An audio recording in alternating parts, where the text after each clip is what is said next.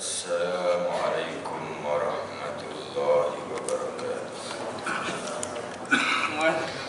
Al-Fatihah.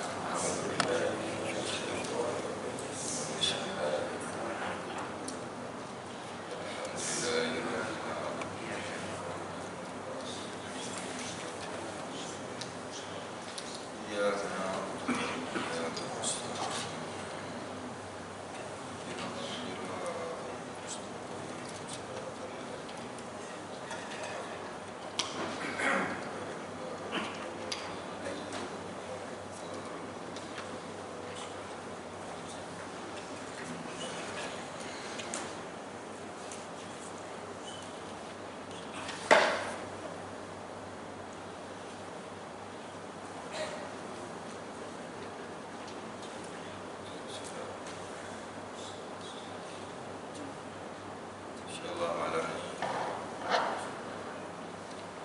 kita sambung membaca ayat 35 surah Al-Baqarah dalam mushaf muka surat yang ke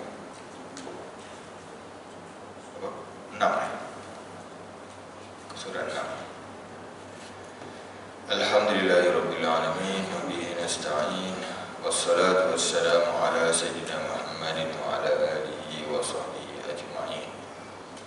Subhanaka la ilma lana illa ma 'allamtana innaka antal alimul hakim. Rabbi shrah li sadri wa yassir li amri wahlul 'uqdatam min lisani yafqahu qawli. Rabbi yassir wa la tu'assir wa tamim bil khair. Syukur dan puji kepada Allah Subhanahu wa taala atas nikmat dan hidayah darinya yang dikasihi Tuan Imam, Tuan Bilal, Tuan Siap, pengurusi dan ahli jatuh kuasa surau Rabah yang dikasihi dan dirahmati Allah, seterusnya muslimin dan muslimat, ibu-ibu dan bapa-bapa, para asatizah yang dikasihi rahmati oleh Allah Ta'ala. Kita sambung membaca tafsir Al-Azhar surah Al-Baqarah. Kita baca ayat 35.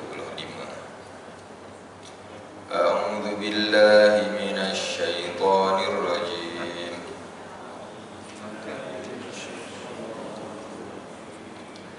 Wa qulna ya Adam uskun anta wa zawjukal jannah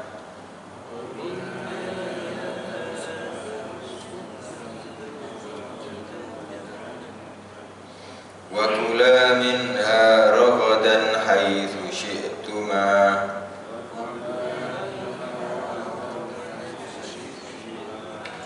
wa la taqraba hadhihi asy-syajarata fatakuna minadh dhalimin.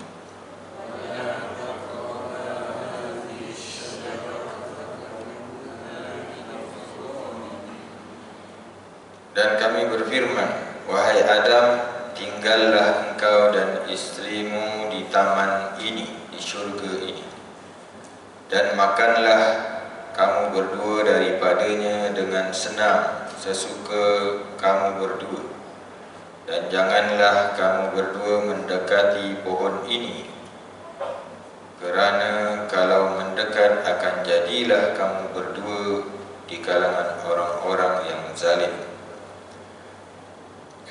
فَأَزَلَّهُمَا الشَّيْطَانُ عَنْهَا فَأَخْرَجَهُمَا مِمَّا كَانَا فِيهِ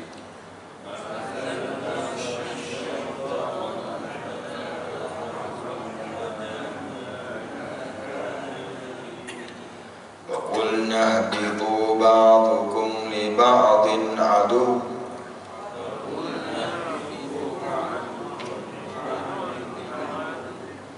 walakum fil ardi mustaqarrun wa mata'un ila hin.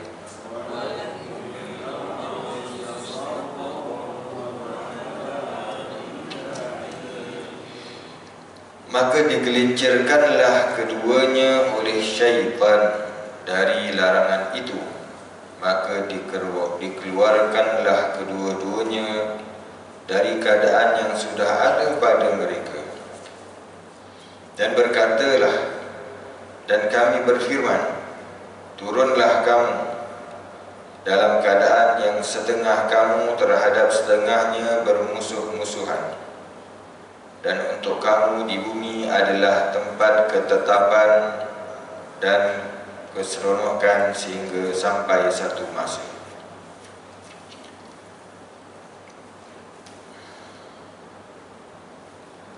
Fatalaqa Adamu min Rabbihi kalimatin fataba alaihi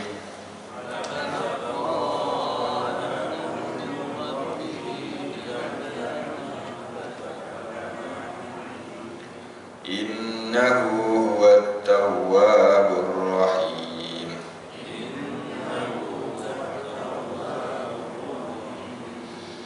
Setelah itu Adam menerima beberapa kalimat dari Tuhannya, maka diampuninya akan dia.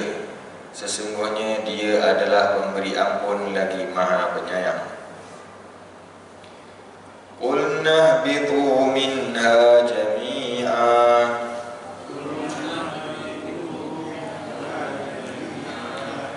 fa imma ya'tiyannakum minni hudan faman tabi'a hudaya fala khawfun 'alaihim wala hum yahzanun.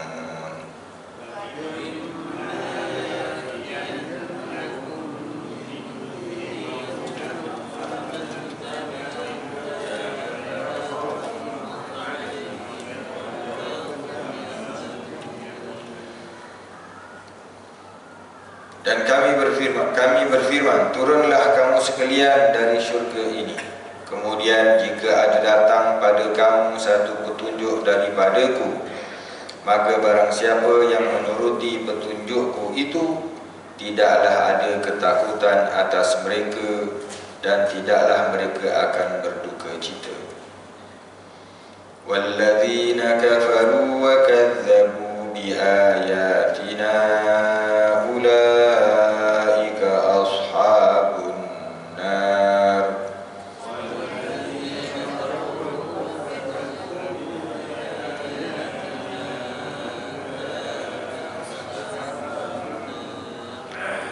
Hum fiha khalidun.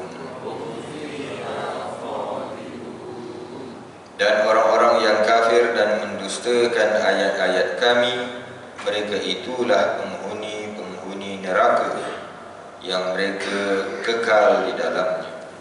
Shadaqallahul azim.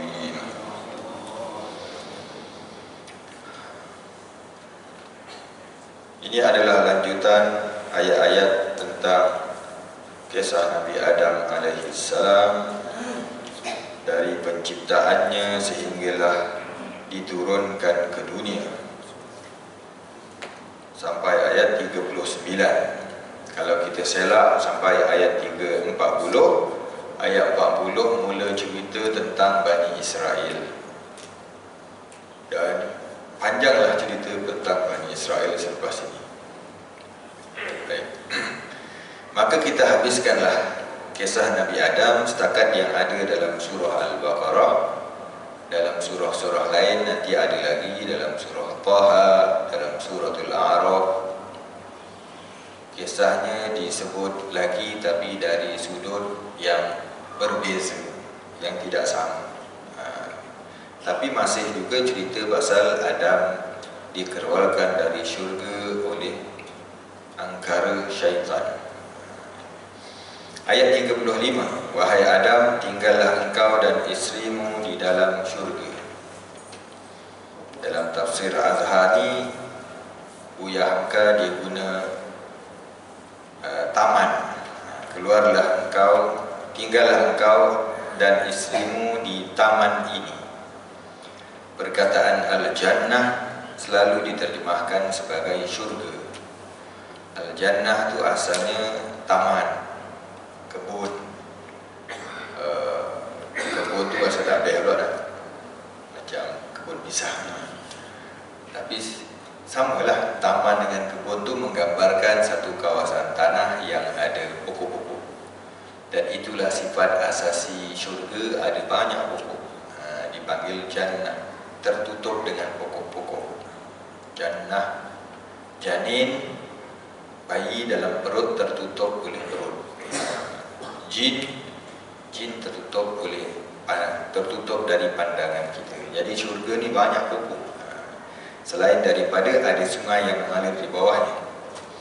Tapi bukan itu sahaja, ada banyak lagi dalam syurga itu. Kerana syurga itu jauh lebih luas daripada bumi dan langit. Jadi memang ada perbahasan ataupun perbezaan pendapat di kalangan ulama. Adakah syurga yang Nabi Adam duduk itu syurga akhirat yang akan dimasuki oleh orang-orang beriman, orang soleh yang kita ingin memasukinya? Ada yang kata bukan, ia hanya sebuah taman, bukan syurga akhirat itu. Sebab syurga akhirat itu tidak dimasuki oleh kejahatan. Syurga akhirat itu kalau dah masuk tak keluar dah, kekal di dalam. Tapi ada juga ulama kata memang syurga Nabi Adam duduk itu syurga yang akan kita masuki di akhirat. Jenis-jenis itulah. Cuma dulu sifat syurga yang tak dimasuki oleh kejahatan itu di akhirat nanti. Dan masuk syurga tidak keluar lagi itu masa akhirat. Adapun masa Adam duduk tu lain situasinya. Mereka awal. Wallahu a'lam.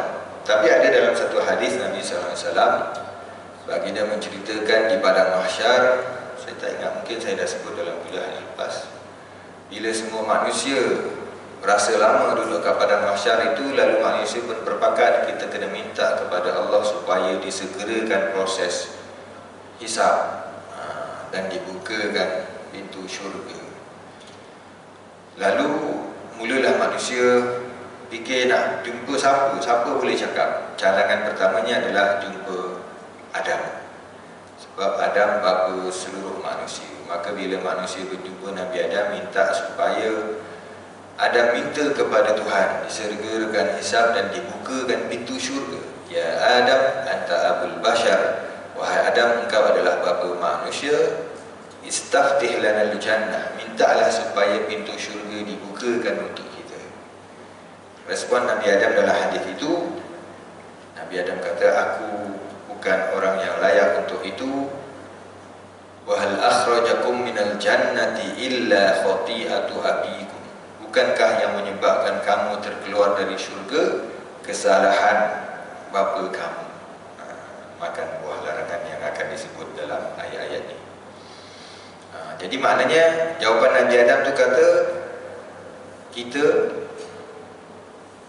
manusia lah maksudnya dikeluarkan dari syurga kerana kesalahan Nabi Adam. Maknanya syurga yang Nabi Adam sebut itu sama dengan syurga yang di akhirat itu. Wallahu a'lam. Yang Nabi Adam dikeluarkan tu pun kita tak pernah masuk. Yang akhirat pun kita belum tengok lagi. Yang penting kita dah masuk. Mudah-mudahan Allah Ta'ala golongkan kita di kalangan yang masuk syurga. Baik. Setelah lepas dari ujian tentang nama-nama ilmu yang diajarkan Allah, iaitu ayat tentang wa'allama Adam al-asma'a kullaha, Allah Ta'ala ajar Nabi Adam semua ilmu, dan lulus dari ujian ini melebihi malaikat. Setelah lepas dari ujian kepada malaikat yang diperintahkan sujud, semua sujud kecuali iblis, barulah Adam disuruh berdiam di dalam taman atau syurga itu bersama istrinya. Kat sinilah mula sebut pasal Adam ada isteri, ada pasangannya. Masa penciptaan tak sebut.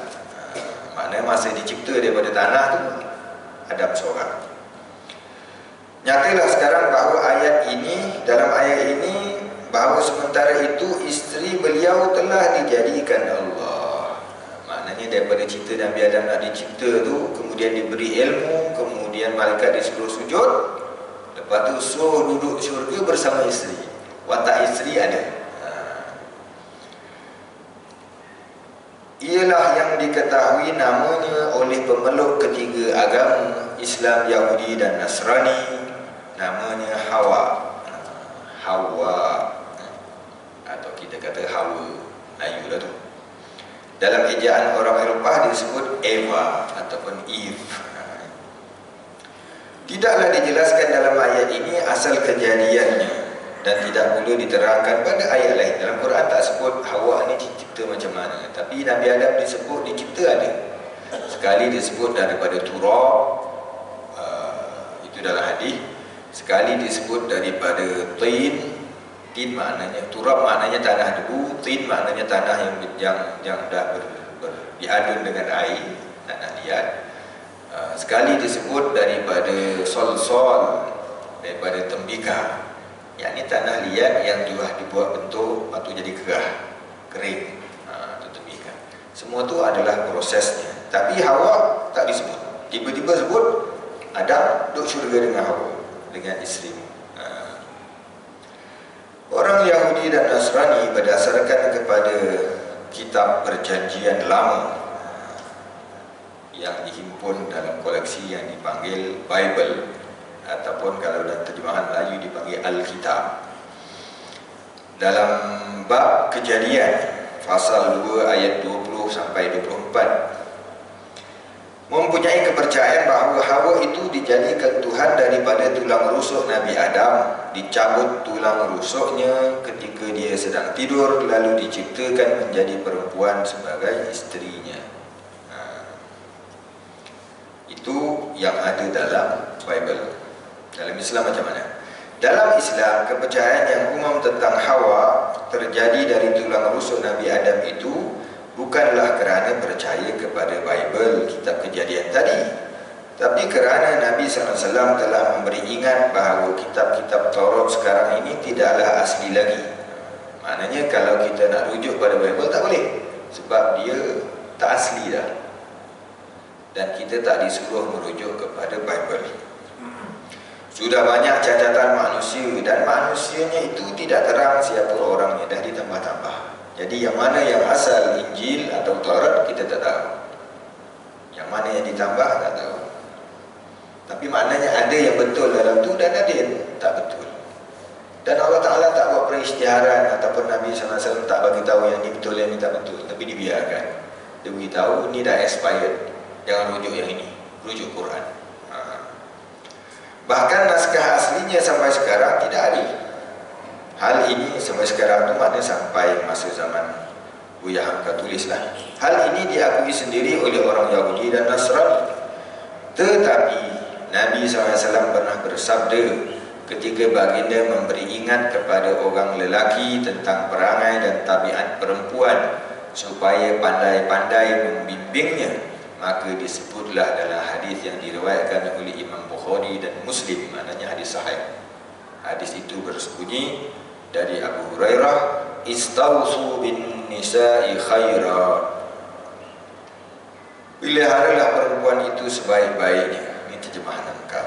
Ataupun ambillah pesanan tentang perempuan dengan baik. Fa innal mar'ata khuliqat min dila'in wa inna wajama fi dilai a'la.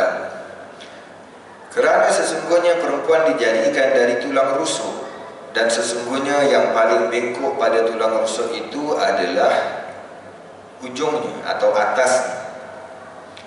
Fa in tahabta tuqimuhu kasartahu, jika engkau terus cuba meluruskannya, nanti engkau akan mematahkannya. Wa in taraktahu lam yazal a'waj, jika engkau tinggalkan saja, dia tetap bengkok.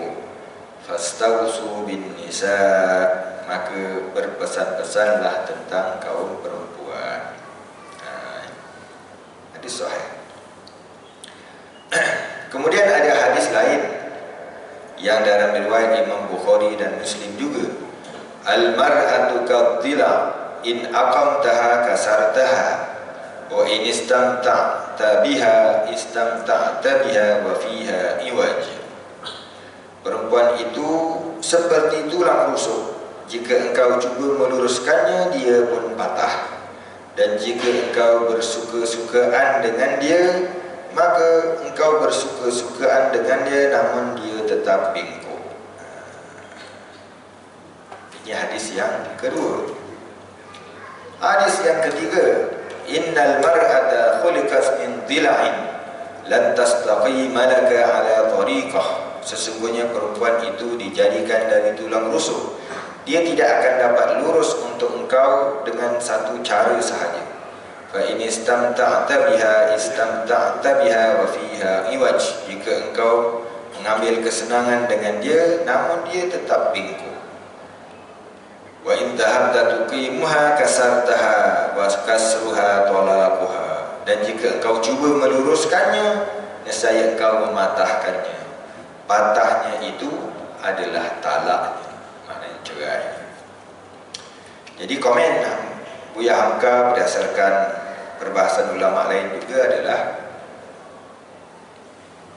perempuan berasal dari tulang rusuk itu ada beza pandangan ulama. Setengah ulama kata memang dari tulang rusuk berdasarkan dalil-dalil ini, sebab Nabi sebut perempuan dari tulang rusuk. Sebahagian ulama pula kata ini kiasan, sebab dalam hadis yang kedua tadi Rasulullah SAW sebut al-mar'atu kadhilai, perempuan itu seperti tulang rusuk. Maknanya perumpamaan, nak bagi tahu tabiat dan perangai perempuan itu umpama tulang rusuk. Jadi Rasulullah bagi kaedah macam mana nak menguruskannya, macam mana pergaulan dalam rumah tangga. Kena dapatkan banyak pesanan, petua, tips daripada orang-orang yang berpengalaman, orang-orang soleh. Jangan terlalu ideal, jangan terlalu strict sampai akhirnya bercerai, patahlah tulang rusuk itu, ya. Jadi ulama yang kata ini hanya kiasan, makna mereka tak pegang bahawa Hawa tu dari tulang rusuk Nabi Adam. Sebab tak ada hadis yang direct kata Hawa dari tulang rusuk Nabi Adam. Yang dalam hadis kita baca 3 ni dan lain-lain, kalau kita lupa, disebut perempuan dari tulang rusuk. Perempuan, bukan Hawa. Kalau Hawa itu dari tulang rusuk, sebagaimana pendapat satu lagi, perempuan lain memang bukan dari tulang rusuk. Seorang je lah yang dari tulang rusuk, yang lain tu daripada air mani ibu bapanya lah. Jadi maknanya ni kiasan. Ala kulli hal, taklah menjadi kesalahan kita nak pegang perempuan tu dari tulang rusuk ataupun kita tak nak pegang. Maknanya daripada dalil dan perbincangan itu ada beza pendapat di kalangan ulama. Baik. Maka teranglah sekarang bahawa yang dimasukkan di sini ialah jiwa atau bawaan segala perempuan dalam dunia ini. Maknanya itu yang difokus dalam hadis tadi. Bukan cerita Hawa tu memang dari tulang rusuk. Boleh jadi ya, Allah Ta'ala Maha Berkuasa. Boleh jadi tidak, Allah Ta'ala cipta daripada benda lain. Sebab dalam Quran pun tak disebut, dalam hadis sahih pun tak disebut direct. Fokusnya adalah pergaulan ni. Pertimbangannya tidak lurus, kata orang tidak objektif. Perempuan dalam mempertimbangkan sesuatu lebih banyak memperturutkan hawa nafsunya atau kecenderungannya, emosinya yang sekarang dipanggil sentimen. Hadis-hadis ini telah memberi petunjuk bagi orang lelaki, terutama suami, bagaimana cara menggauli istrinya dan mendidik anak-anaknya yang perempuan supaya terjadi rumah tangga yang bahagia. Hendaklah seorang lelaki mengenal kelemahan jiwa perempuan ini, iaitu laksana tulang rusuk yang bengkok. Seorang suami yang berpengalaman dapat mengerti dan memahami apa maksud hadis-hadis ini. Kelemahan perempuan yang seperti ini pada hakikatnya, kalau lelaki pandai membawakannya, menguruskannya, inilah yang menjadi salah satu dasar kekuatan satu rumah tangga. Jadi kena banyak kaedah, bukan satu cara.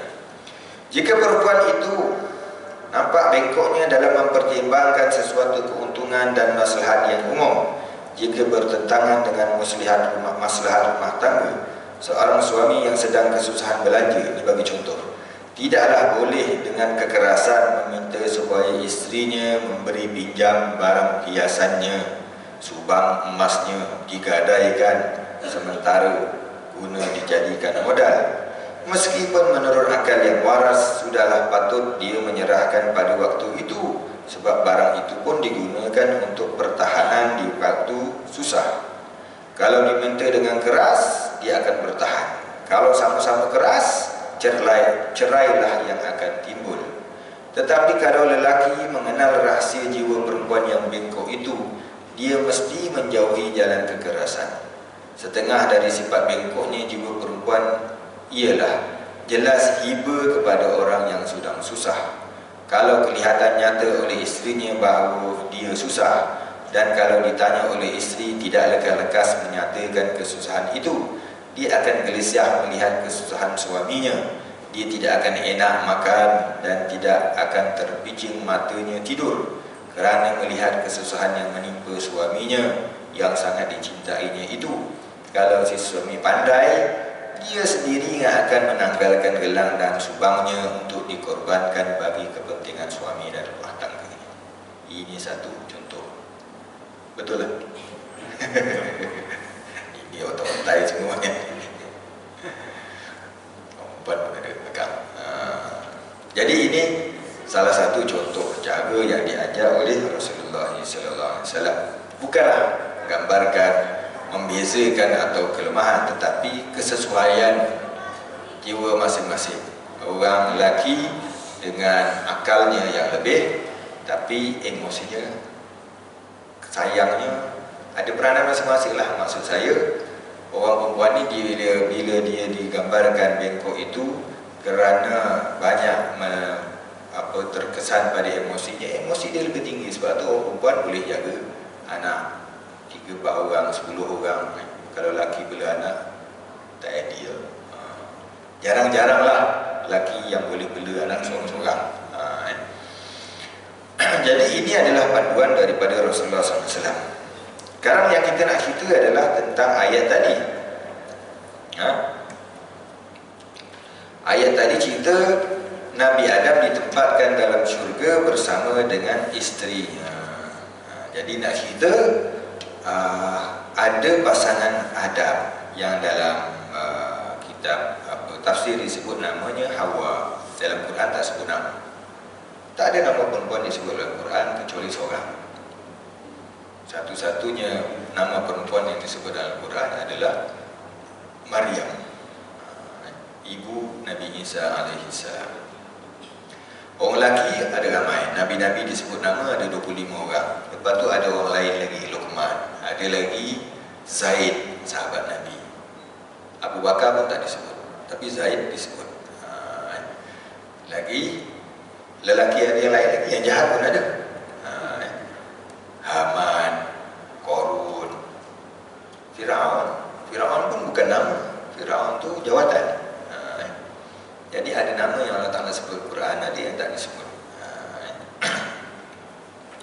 Baik, Allah Ta'ala perintahkan Adam dan Hawa tinggal dalam syurga.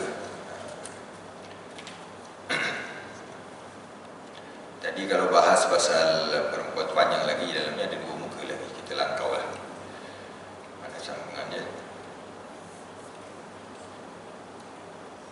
Sekarang kita kembali kepada tafsir. Maka disuruhlah Adam dan isinya duduk dalam syurga indah berseri itu. Maka keduanya diberi kebebasan makan dan minum, memetik buah-buahan yang lazat ranum, yang hanya tinggal memetik sahaja.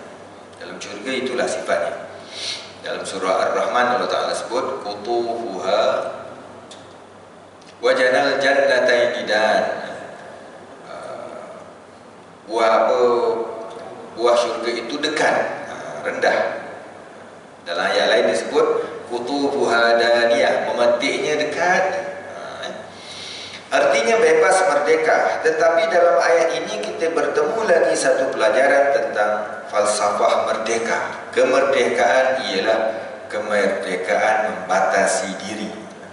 Merdeka tapi ada batas. Semua bebas dimakan kecuali buah daripada pohon yang terlarang. Jangan kamu berdua mendekat pohon ini.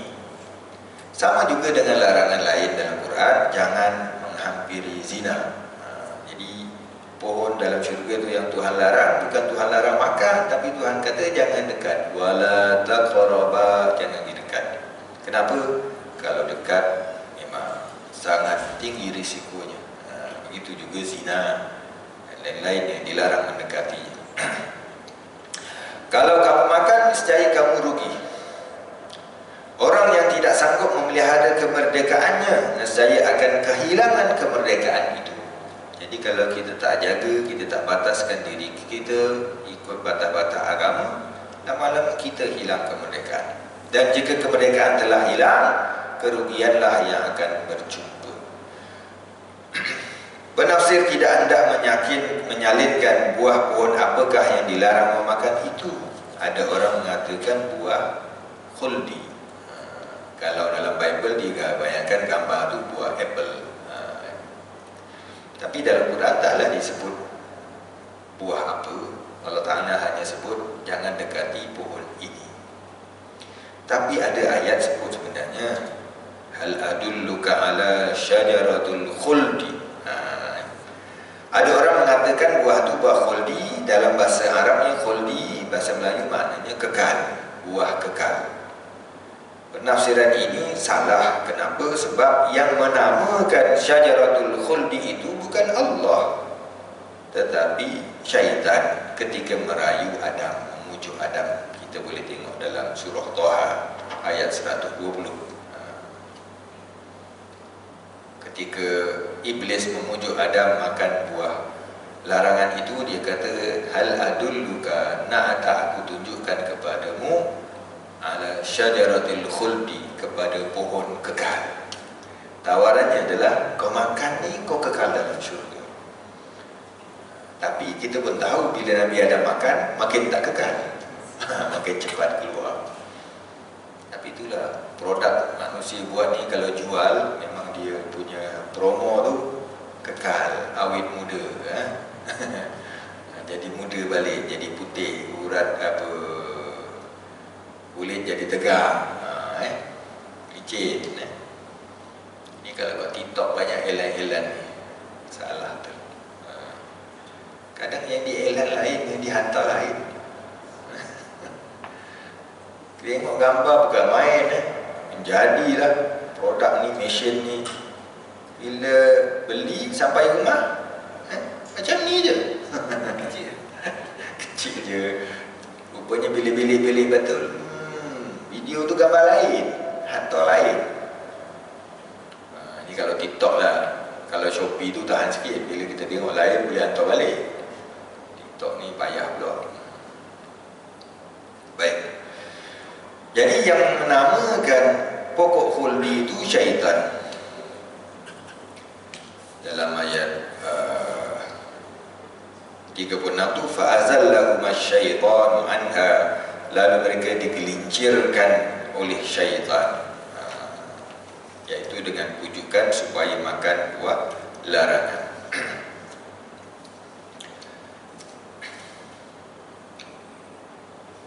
Padahal kita bertemu firman Tuhan yang lain yang mendekatkan kita memahamkan syajarah atau pohon apakah yang dilarang Adam dan Hawa memakannya. Dalam surah Ibrahim, Allah mengambil perumpamaan tentang dua pohon, pohon yang baik dan yang buruk.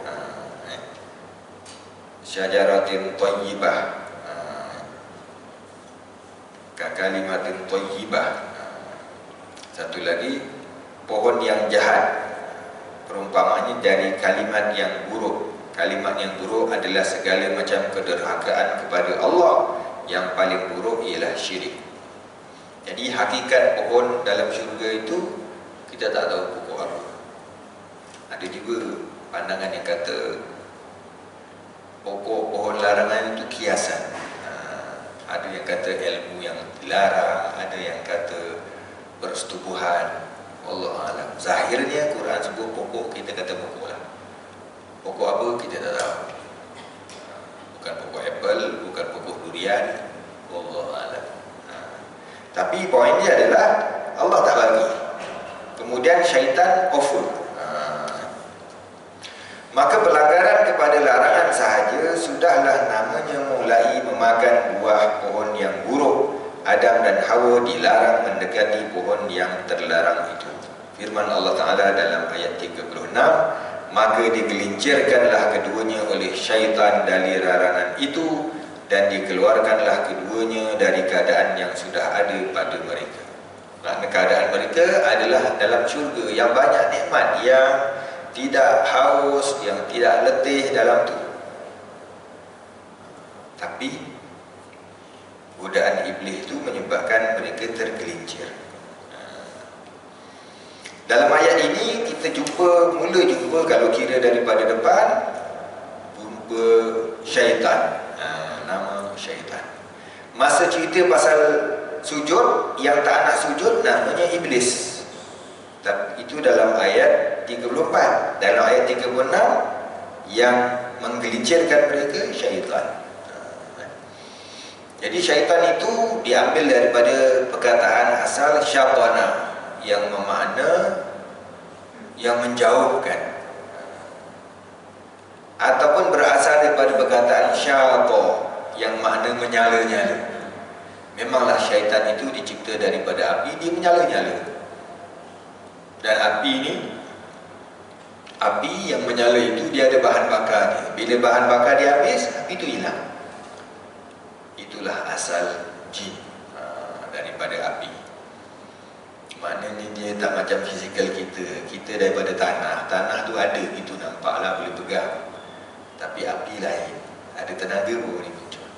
Kalau daripada benda yang boleh begitu, bentuknya pun bernyala-nyala begitu dan boleh hilang, fahamlah kita bahawa sebab apa kita tak nampak jin dalam keadaan biasa. Sekali-sekala setengah orang boleh nampak, tapi bukan semua masa. Ada orang yang berpengalaman nampak, ada orang yang nampak banyak. Boleh nampak syaitan, iblis ni bukan, jin ni bukanlah satu kelebihan, tapi satu kekurangan, sebab kehilangan privasi. Dekat kuis tu dulu ada budak yang boleh nampak, tapi jadi susah dia nak buang air. Dia buka tanda ada, buka tanda sini ada, dan dia nak buang air ke mana? Kan dia nak selamba buang. Ada juga cerita-cerita saya dengar orang yang boleh nampak. Akhirnya adalah perawat-perawat yang ajar dia baca ayat-ayat, dibaca, barulah hilang daripada pandangan dia. Yang kalau boleh nampak tu memang nampak banyak gitu kan. Ada cara-cara, itu ada orang cerita.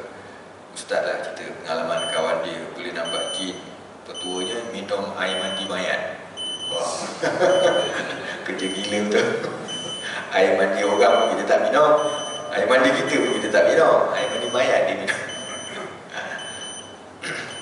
Oh, sila azan dulu.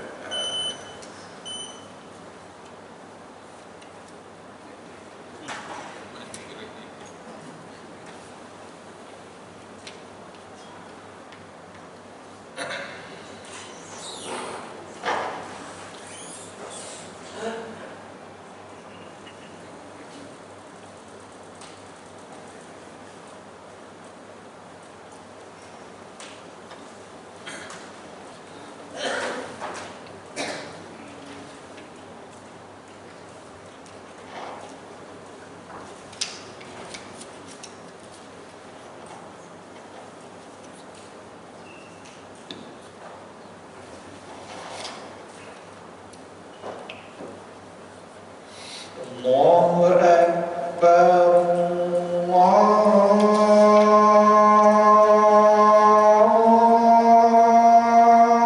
Akbar, Allahu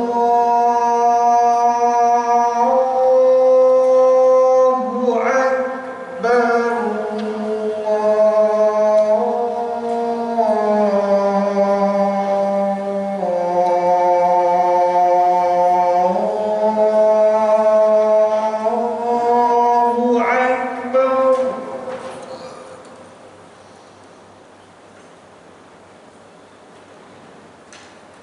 أشهد أن لا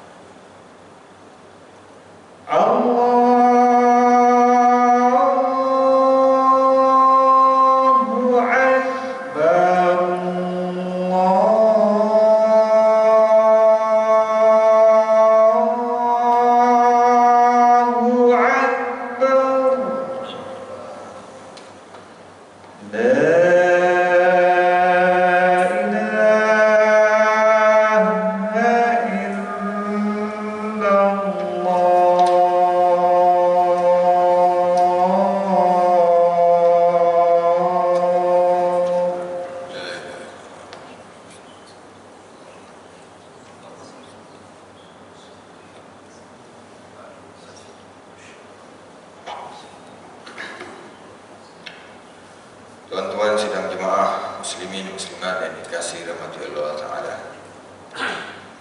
Syaitan yang dimaksudkan dalam ayat tadi adalah iblis sendiri. Nanti syaitan di tempat-tempat lain dalam Quran mungkin bermaksud bukan sekadar iblis tetapi pengikut-pengikutnya. Kadang disebut dengan plural, ramai, syayatin. Jadi syaitan dengan makna di sini iblis sendiri. Syaitan dengan makna jenis jin yang kafir, yang jahat, yang membawa atau mengajak kepada kejahatan, menjauhkan manusia dari Tuhan, itu syaitan-syaitan. Maknanya anak cucu iblis. Iblis juga dipanggil syaitan. Anak cucunya pun panggil syaitan-syaitan. Nanti ada syaitan dengan penggunaan yang lebih umum lagi. Ada syaitan jin, ada syaitan manusia. Syayatin al-insi wal jin dalam surah lain, yang saling memberi idea untuk menyesatkan manusia. Kadang-kadang syaitan jin yang membisik, itu yang selalunya. Tapi ada ketikanya syaitan manusia pula yang bagi idea kat jin pada syaitan, iaitu ahli-ahli sihir. Kacau orang ni, buat orang ni, bekerjasama mereka. Jadi dalam ayat 36 Allah Ta'ala cerita Adam dan Hawa daripada syurga dikeluarkan oleh godaan iblis tadi, digelincirkan daripada larangan tadi, lalu mereka dikeluarkan daripada keadaan yang mereka ada sebelum itu, maknanya keadaan yang baik, yang seronok dalam syurga. Di dalam surah Baqarah tak diceritakan bila makan tu jadi macam mana, tapi kena keluar.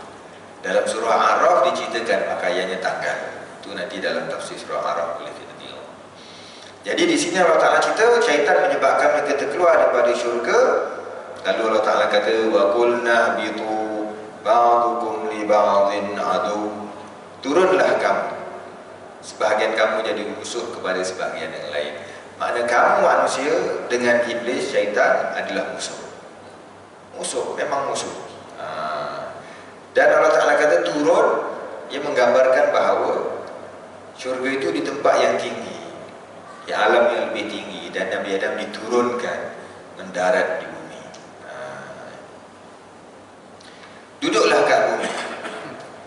Tetapi bukan duduk sajalah. Allah Ta'ala beritahu, walakum fil ardi mustaqar, kamu di bumi itu tempat kamu tinggal, tempat tetap. Wa mata', tempat berseronok, tempat dapat nikmat, ilahin, untuk satu tempoh tertentu, sampai kita mati, ataupun sampai semua manusia mati, yaitu sampai bumi ini, alam ini dimusnahkan dengan kiamat oleh Allah Ta'ala. Kemudian ayat 37, fatalaqa Adamu min rabbih kalimatin fataba alaihi. Setelah itu Adam menerima beberapa kalimat dari Tuhannya, maka diampuni dia. Jadi Allah Ta'ala ajar Nabi Adam bagaimana hendak bertaubat. Kesalahan memang telah dilakukan. Kata Buya Hamka, ini tanda kasih Allah Ta'ala kepada makhluknya, kepada hamba-Nya Adam. Jadi Tuhan ajar kepada mereka. Adam dan Hawa merasa menyesal, tetapi tidak tahu dengan susun kata apa untuk menyampaikan permohonan ampun, lalu diajarkannya. Jadi Nabi Adam pun terima kalimat itu. Kalimat itu apa? Dalam tafsir-tafsir banyak disebut kalimat itu adalah yang tercatat dalam surah Al-A'raf ayat 23. Rabbana zalamna anfusana wa illam taghfir lana wa tarhamna lanakunanna minal khasirin. Ini pun doa, antara doa yang kita baca lepas sembahyang ataupun dalam apa keadaan, yaitu yang bermaksud, ya Tuhan kami telah menzalimi diri kami sendiri. Jika Engkau tidak memberi ampun kepada kami, tidak merahmati kami, jadilah kami orang-orang yang rugi. Maknanya dalam keadaan sesal, bukan sekadar minta ampun, kita minta, ya Allah, ampunkan kami, rahmati kami, kalau tidak kami rugi. Jadi Allah Ta'ala ajar macam mana Adam dan Hawa nak bertaubat. Lalu Adam pun bertaubat atas kalimat itu, dan Allah Ta'ala terima taubatnya. Dia minta ampun dan diampuni. Adakah lagi satu kasih yang melebihi ini? Allah sedia selalu memberi ampun, Dia kasih selalu dan sayang selalu. Setelah Adam dan isterinya diberi ampun, barulah mereka disuruh berangkat. Ayat berikutnya kita baca, qulna bitu minha jami'a, turunlah kamu semua dari syurga itu. Dengan iblis-iblis sekali turun ke bumi. Wa imma yatiyannakum minni huda, kemudian jika ada datang kepada kamu satu petunjuk daripadaku. Maknanya bila manusia diturunkan ke bumi, bermula dengan bapa mereka Adam dan Hawa, bukan sekadar turun, tapi ada tugas. Tugas untuk mentadbir bumi ini, tugas untuk beramal, membawa bekal ke akhirat, bertemu dengan Allah Ta'ala balik.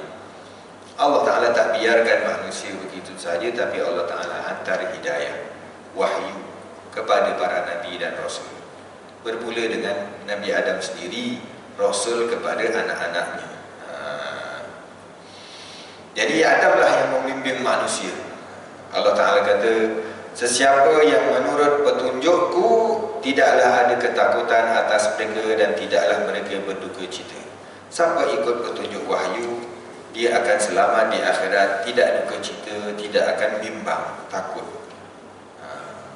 Jadi Allah Ta'ala sediakan panduan. Benar Adam telah melanggar larangan, tetapi kerana rayuan bujuk iblis, dia menyesal lalu mohon ampun. Allah yang Maha Pengampun, Penyayang, beri ampun. Jadi maksud pertama dari Adam bukanlah berbuat salah. Dasar isi jiwa manusia adalah baik, bukan jahat. Dia disuruh pindah ke bumi kerana akan diberi tugas, iaitu apapun kesenangan di tempat itu, di taman atau di syurga, namun tidak layak baginya. Disuruh pindah ke bumi kerana akan diberi tugas menurunkan umat manusia, mengumpul bekal yang dibawa kembali menghadap Allah.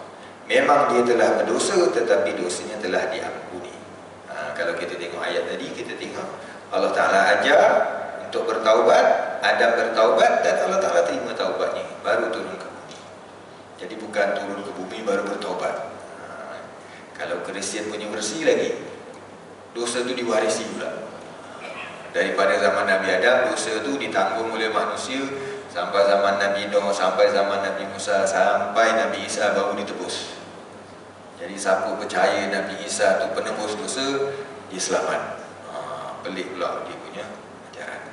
Yang kalau dalam versi itu maknanya yang salah Nabi Adam, yang tanggung semua anak cucu dia. Dan yang kena tebus Nabi Isa pula. Dalam Islam tidak. Yang buat salah lah yang tanggung, dan kemudian bila dia bertobat, dia yang kena tobat, dan Allah Ta'ala ampuni Nabi Adam dah.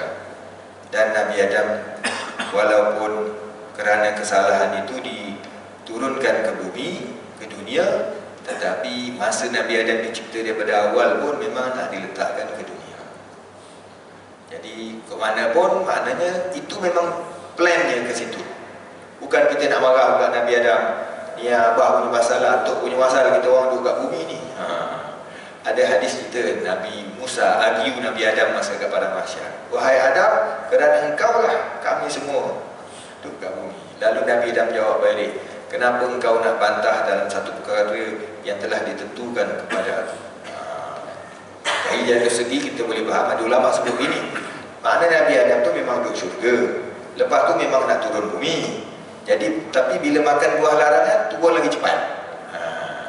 Ada pula yang kata Nabi Adam memang akan diturunkan ke bumi, tapi kerana larangan, melanggar larangan, diturunkan dalam keadaan begitu. Kalau tidak, mungkin turun dalam keadaan yang lebih terhormat. Allah alam, ini pandangan ulama. Ataupun kita boleh tengok sudut lain, sebenarnya Allah Ta'ala memberikan bekalan atau persiapan kepada Nabi Adam sebelum duduk bumi, memakmurkan bumi dan memimpin manusia. Sebelum nak jadi khalifah itu diberi persiapan. Persiapan yang pertama, ilmu, bagi ilmu. Persiapan yang kedua, diberi penghormatan. Setengah ustaz dia kata convocation. Jadi bila Nabi Adam dah beri ilmu, malaikat semua tak boleh jawab, maka disuruh sujud, beri penghormatan kepada Adam. Ketiga, persiapan yang ketiga adalah diberi pengalaman. Pengalaman apa? Pengalaman melakukan kesalahan lalu bertaubat. Pengalaman ditipu oleh iblis. Jadi memang manusia melalui pengalaman dalam hidupnya untuk berjaya, pengalaman gagal, pengalaman jatuh dan sebagainya. Hari ini kalau kita tengok banyak orang yang berjaya dari dalam bidang-bidang tertentu, sebenarnya dia pernah gagal, baru dia jadi orang yang hebat.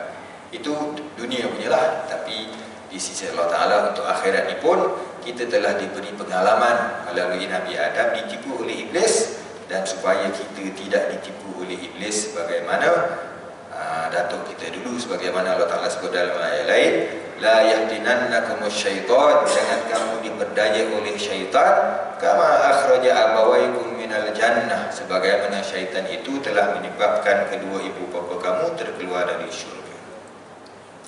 Lepas Allah Ta'ala sebut pasal petunjuk tadi, siapa yang ikut petunjuk wahyu, maka mereka tidak ada ketakutan dan tidak duka cita. Ayat 39. Dan orang-orang yang kafir dan mendustakan kepada ayat-ayat kami, mereka itulah penghuni neraka, mereka kekal di dalamnya. Jadi Allah Ta'ala sebut tadi, yang ikut petunjuk dia selamat, dia tidak duka cita, tak sedih. Lawannya adalah yang tak ikut petunjuk, yang ingkar, yang mendustakan ayat kami, masuk neraka. Begitulah Quran sering menggandingkan yang baik begini, yang buruk begini, yang betul begini, yang salah begini. Disebut tentang Nabi Adam, disebut pasal iblis, disebut tentang Nabi Musa, diceritakan juga tentang Firaun, Haman dan Qarun. Kerana sifat Al-Quran itu membezakan antara yang hak dengan yang batil. Selepas ini barulah ayat berikutnya cerita pasal Bani Israel. InsyaAllah kita sambung dalam kuliah akan datang. Sekadar itulah untuk malam ini. Ada apa-apa? Jika tak ada apa yang baik pada Allah SWT, yang kurang datang dari kelemahan diri saya mohon ampun kepada Allah SWT. Aku qawli hadza wa astaghfirullahal-azim li wa lakum. Kita tangguh dengan tasbih kafarah dan suratul Asr. Subhanallah bihamdihi, subhanakallahumma bihamdika, asyhadu an la ilaha illa anta, astaghfiruka wa atubu ilaik. Bismillahirrahmanirrahim. Wal 'asri innal insana lafi khusr illa alladhina amanu wa 'amilus الصالحات وتواصوا بالحق وتواصوا بالصبر. اللهم صل على سيدنا محمد وعلى آل محمد. اللهم افتح علينا فتوح العارفين بحكمتك وانشر علينا من خزائن رحمتك يا ذا الجلال والإكرام. ربنا آتنا في الدنيا حسنة وفي الآخرة حسنة وقنا عذاب النار.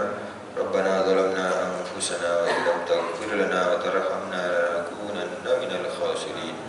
وصلى الله على سيدنا محمد وعلى آله وصحبه وسلم. الحمد لله رب العالمين. السلام عليكم ورحمة الله وبركاته.